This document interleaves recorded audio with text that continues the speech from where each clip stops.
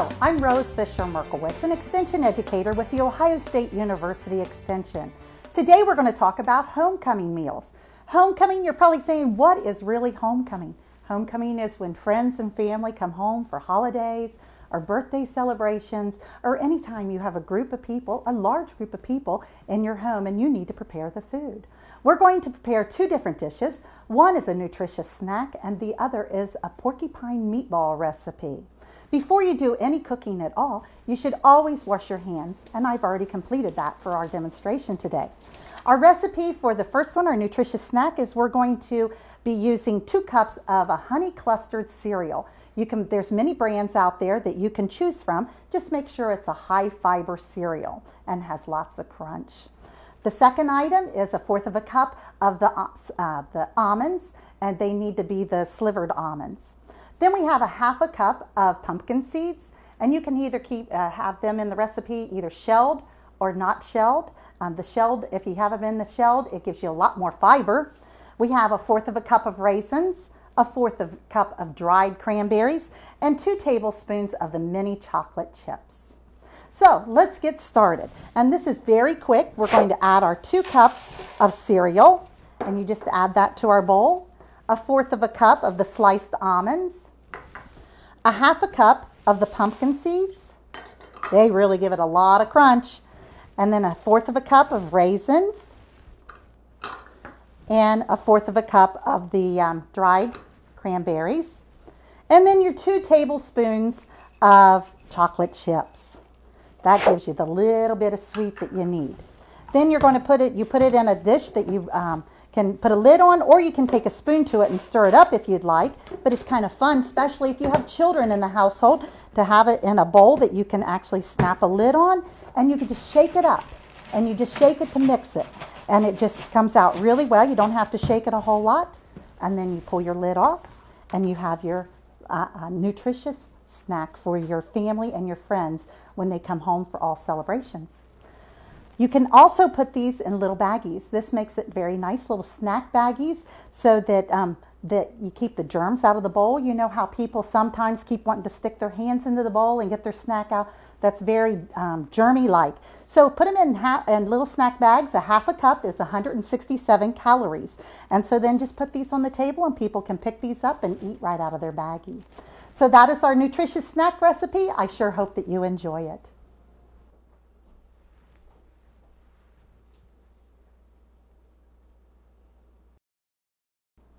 We are now ready to start our second homecoming recipe, the porcupine meatballs. Our recipe calls for 1 pound of ground beef, and you want to use a good ground beef, like a sirloin is a wonderful choice. We're going to use 1/2 cup of water with 2 eggs, and I've already put those together. 1/2 cup of rice. You can either use brown rice or white rice. With the rice, the brown rice you'll have to cook a little longer. We're going to be using it today, but the recipe is actually for the white rice. If you use brown rice, you'll need to cook it just a little longer so that your rice is cooked clear through. We're going to put in 1/4 cup of onion, chopped onion, a teaspoon of salt, a 1/4 teaspoon of garlic, and 1/4 teaspoon of pepper. Now let's get started because this is a wonderful recipe. We're going to take a fork and lightly mix up our eggs and our 1/2 cup of water. And it doesn't have to be mixed real well, but you really need to get the yolks broke up. And you're going to pour that on top of your ground beef and set that aside. Now we're going to measure 1/2 cup of the rice, and you can just dip that right down in there. And when you measure dry ingredients, you need to use a dry measuring cup, which is something that looks similar to this one, and use a level-edged utensil to level off the top, so that you get the right amount. And you're going to pour that on top of your ground beef and your egg and water mixture.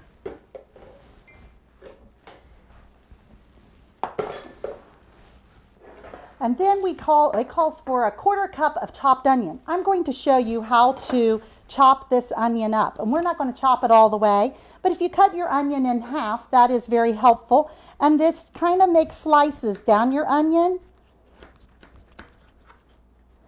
because many people like their onions chopped up pretty fine. And so if you do it this way, it chops it up really fine. Now some people like their onions a lot chunkier, and you can make it however you want. And you just slice it down like that, and it makes nice fine chopped pieces of onion for you to use in your recipe.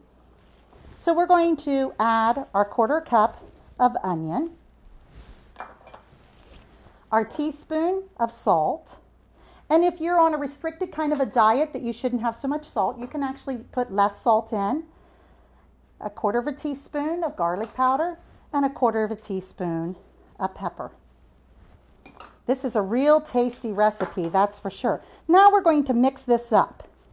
And it takes a few minutes to mix this up. And some people, when they make porcupine meatballs, they actually use their hands. And that's okay. If you want to use your hands to mix this up, you can go right ahead and do that. Just some suggestions I have for you.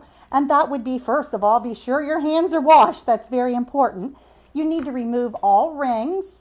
Make sure you don't have any fingernail polish on or anything like that, because that's really important to make sure your fingernails are clean, because you can spread a lot of germs underneath fingernails.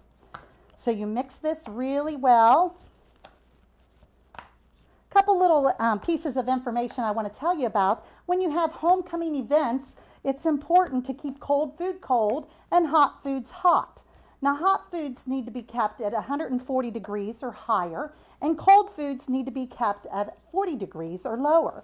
Now, many times when you're at a picnic or any kind of homecoming event, you may have large portions of food. You may only want to put out a small amount during the serving and put out more during when it's needed, and try to keep the foods either hot or cold, whatever they're supposed to be. Our meatballs are really starting to come together really well here. You want to make sure that your meat is all mixed up in this particular recipe here. And if you really like more onions or whatever, you can actually gauge this, whatever your taste is. You can make this to meet the needs of your family or your friends that will be coming to your home. Okay, I think it's mixed up pretty good at this point. We're going to move this aside and bring our dish over. And what I like to do, you can either use your hands or you can use a scoop to make your meatballs. And if you use a scoop, you just kind of put it in the scoop and kind of pack it in there a little bit.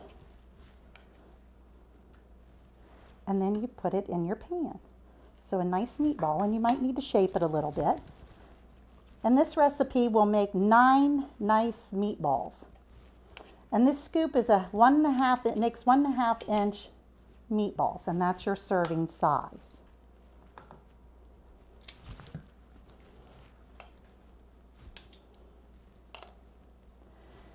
Now this recipe, we're going to talk about it a little later, but it's going to bake.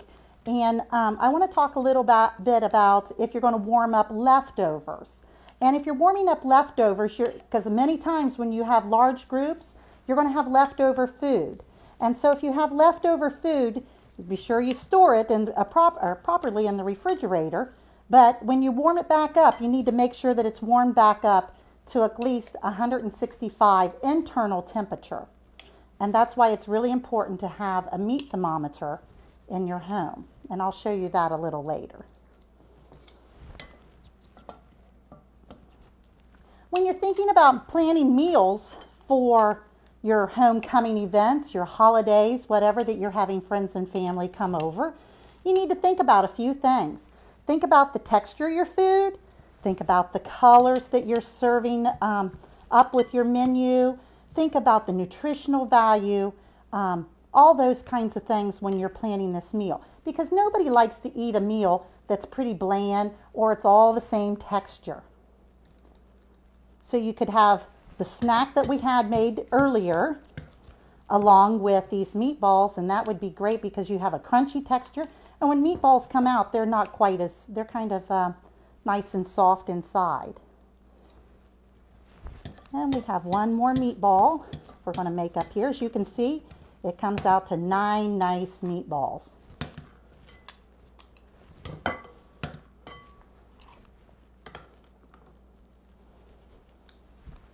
There we go. And now we're going to make the sauce for our meatballs. And with our sauce, it takes 1 can of tomato soup, 1 teaspoon of Worcestershire sauce, and a half a cup of water. And what you do, you're going to put this all in one bowl. And it's so much better to make things from scratch versus buying. You could buy a barbecue sauce or some type of tomato sauce to put on this, but it's so much more economical to make your sauces. And besides, your family likes it a lot better because they're like, oh, I want that recipe. So it makes you feel good when you make things yourself. And so you stir this up. It may look a little funny at first, but once you get it mixed up, it really looks good. And then we're going to pour this on our meatballs once we get it stirred here. And there's many types of tomato soups that you can buy, and you want to buy just the regular small can of tomato soup. Okay.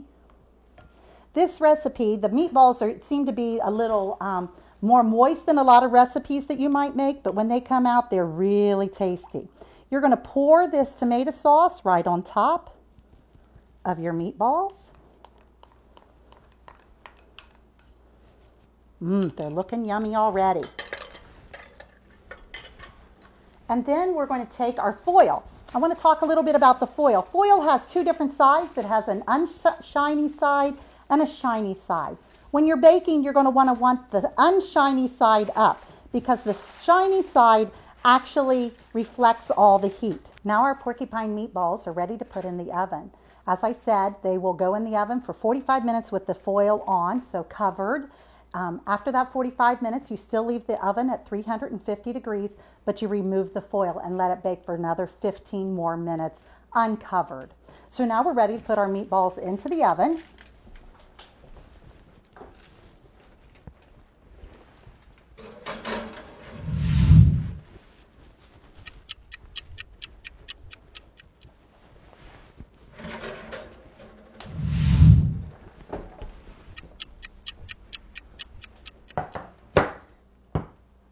And here's our porcupine meatballs after they've come out of the oven. Don't they look scrumptious?